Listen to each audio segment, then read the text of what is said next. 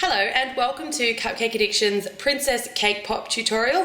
I am super excited about these gorgeous princess cake pops and I'll be showing you how to make them today.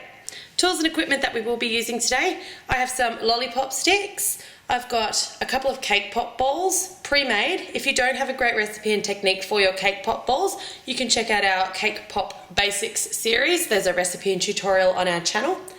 I've got some melted white chocolate that I've tinted green. Now I will mention, for all of these princesses that you see in the shot today, I haven't used candy melts, I've used melted white chocolate tinted in different colours. So I will leave some information in the description as to what colours I've used, but I will let you know that I've used only colour pastes and just very small amounts of colour paste. So never use a liquid colour if you're trying to colour chocolate.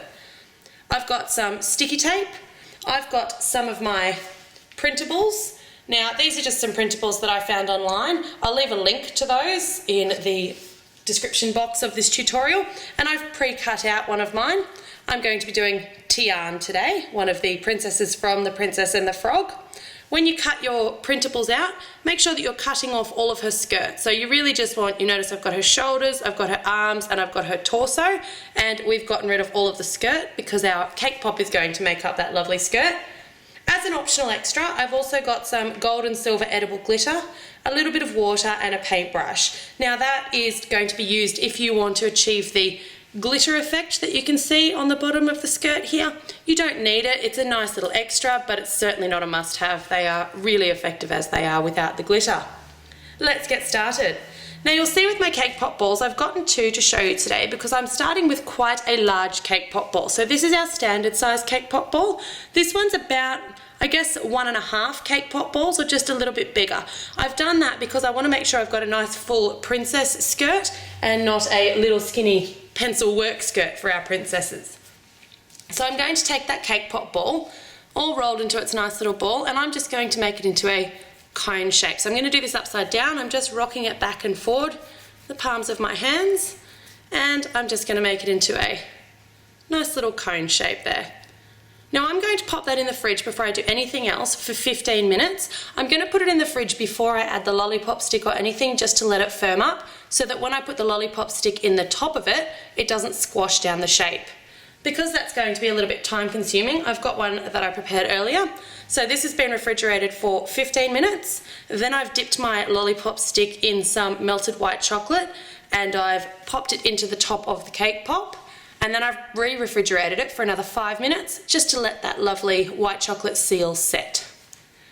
It's time to get dipping. Now I should also mention that I've got a little piece of grease-proof paper here, a little piece of wax paper. That's just going to be to let the cake pop dry on.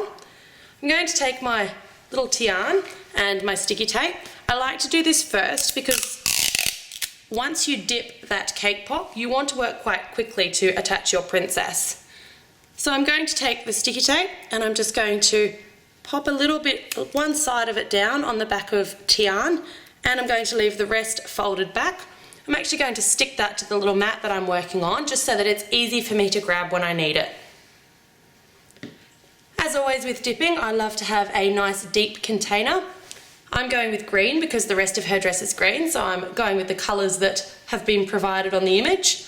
And I'm just going to pop that cake pop all the way in, tilt side to side, making sure to cover up that lovely seal, and then pull it out of the melted white chocolate. Now normally I would tap off the excess, but don't worry about it here.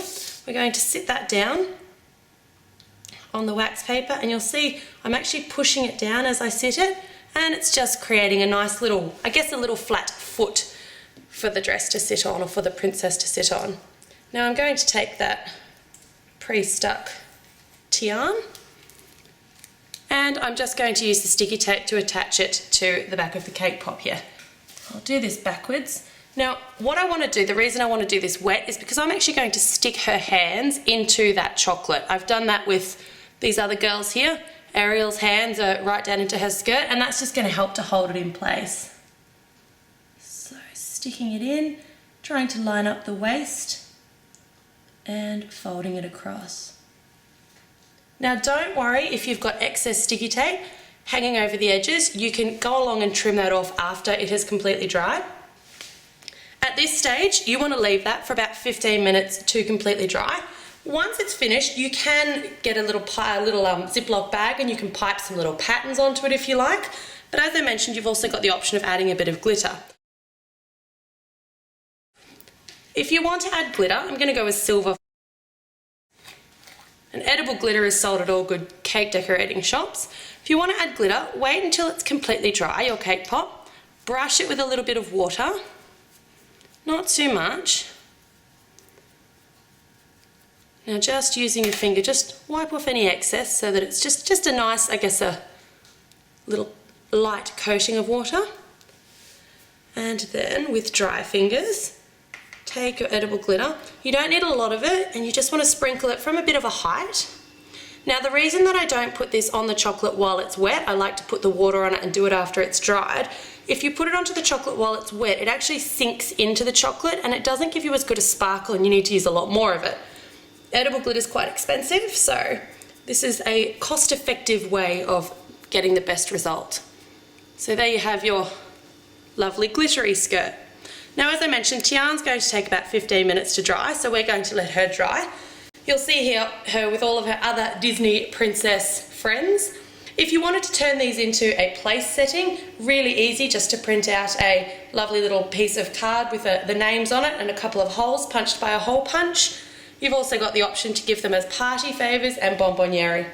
I will also mention the paper that I used when I made these printables was a 250 GSM cardboard. So it's not a paper, it's an actual cardboard that I've printed on, and it's quite a bit sturdier than paper. You don't want to try and do this with paper.